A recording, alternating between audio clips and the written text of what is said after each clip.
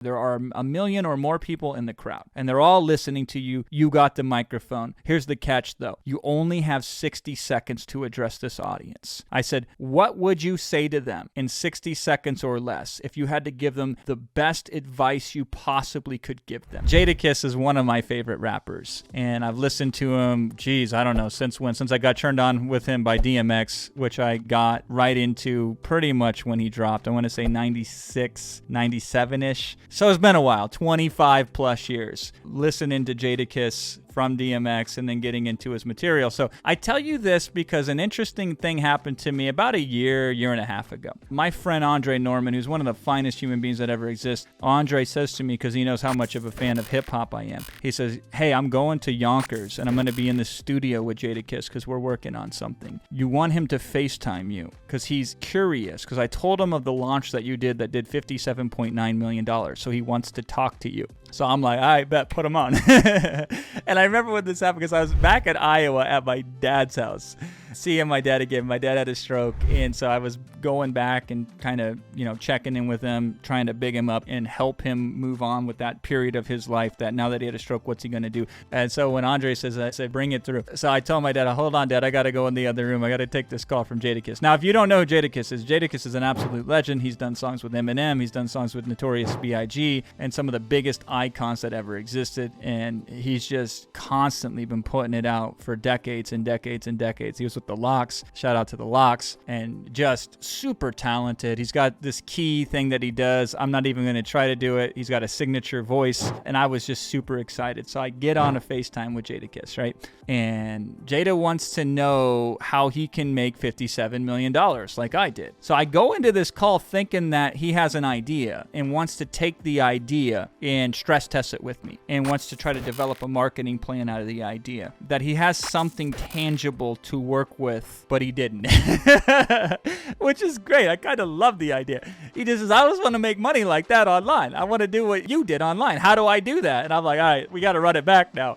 So I came in totally blindsided from that. He's got a following. And if he doesn't have it directly, he can easily acquire it through social media because of who he is and because of the connections he has. So I know there's an audience for him that's easy to reach and that he has some sort of affinity with already because of who he is as a person. And this is where it can be really powerful, because you can say the same things everybody else says, but who you are when you say them and who you're saying to can make all the difference in the world. So I had to think very fast and very quick on my feet. And so this is what I said to Jada. I said to him, all right, I want you to imagine a scenario where you have 1 million people in front of you, like you're on stage at an event, but this is even bigger than Madison Square Garden. This is bigger than any event that you've ever performed at before. There are 1 million or more people in the crowd, and they're all listening to you. You got the microphone. Here's the catch, though. You only have 60 seconds to address this audience. I said, what would you say to them in 60 seconds or less if you had to give them the best advice you possibly could give them? If you had to offer them up the greatest lesson that you've ever learned in your life and you only had 60 seconds to say it, what would that be? And then I told him, I said, listen, you won't know what it is right now. That's the thought exercise I want to leave you with. That is the homework, so to speak, that you got to put in. I said, think about that deeply. And if that resonates with you and you come up with something,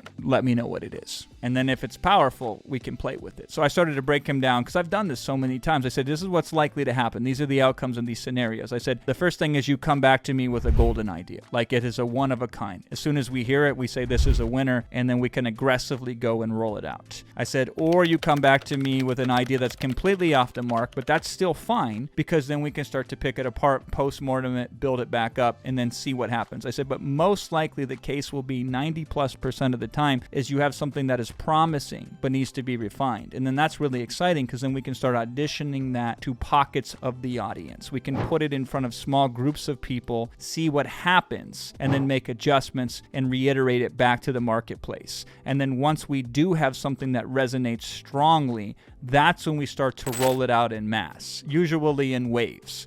And so we roll it out at first, we take on a handful of people, and then we reinvest it, then we take on a larger group of people, then we reinvest it, and then we take over the market.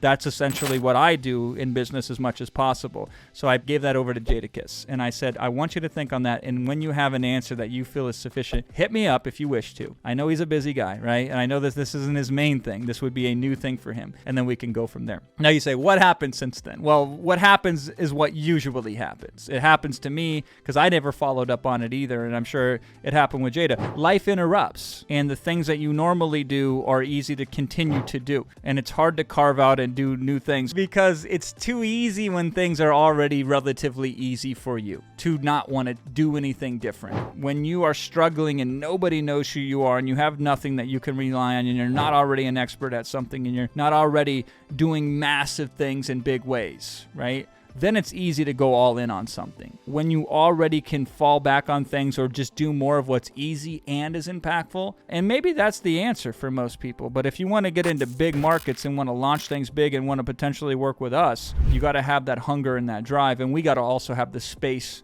to accommodate for that. So I'm trying to take my own medicine here. But my hope was, even if we couldn't help him directly, indirectly, it would unlock some insight for him and I could show him how to test this all out on his own. But this advice is so sound that I would hate to only give it to folks like Jadakiss. I want to give it to all of you. Same thing. Go through that exercise. And if 1 million people in front of you on a stage doesn't make sense for you, then think about who's these 1,000 souls out there that I could most impact with what I already know or what I could access. And what would that look like? Once we have that, then the goal number 2 is to find those 1,000 souls. And if we can help 1,000, we can help 10,000. But remember the frame. It's not what you can do for them. It's what they need from you.